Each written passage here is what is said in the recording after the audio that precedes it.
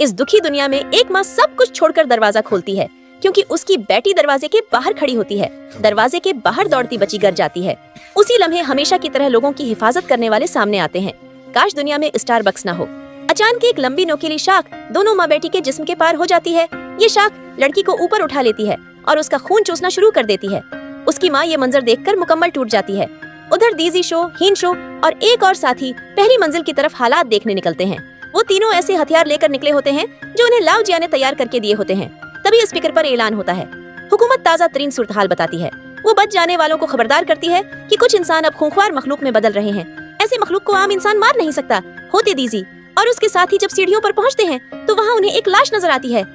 अचानक हीन शो तीसरी मंजिल से नीचे गिर जाता है और जाकर सीधा शाओमी के सामने गिरता है। ऐसा लगता है जैसे वो अब जिंदा नहीं बचेगा। शाओमी घबराकर जोर जोर से चीखने लगती है। जब वो दोबारा होश में आती है तो सिर्फ शाओमी उसके साथ होती है और वो ये नहीं समझ पाती कि इतनी ऊंचाई से गिरकर भी हीन शो कैसे जिंदा बच गया। शाओ शो कहता है, तुम इतनी ऊंचाई से गिरे और सिर्फ 3 घंटे में होश में आ गए। शायद तुम्हारी तब्दीली का वक्त ही तुम्हें बचा गया। शाओ शो पहली मंजिल के तमाम बच जाने वालों को इकट्ठा करता है। एक बूढ़ा आदमी सबसे पहले हीन शो पर छुरी तान लेता है।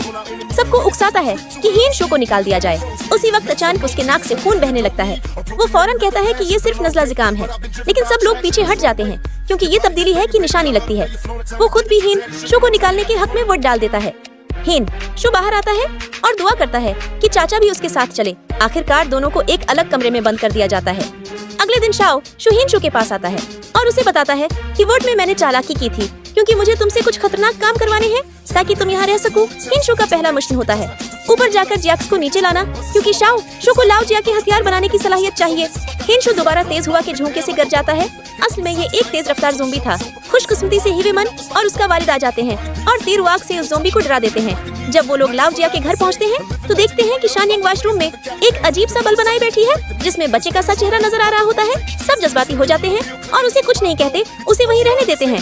उस दिन के बाद हीन शो को सिर्फ एक आला समझा जाने लगता है और उसे बार बार खतरनाक कामों पर भेजा जाता है। अपार्टमेंट के बाहर एक ज़ोंबी अपना दोपहर का खाना खा रहा होता है। पार्ट 2 देखना है तो फौरन चैनल सब्सक्राइब करो।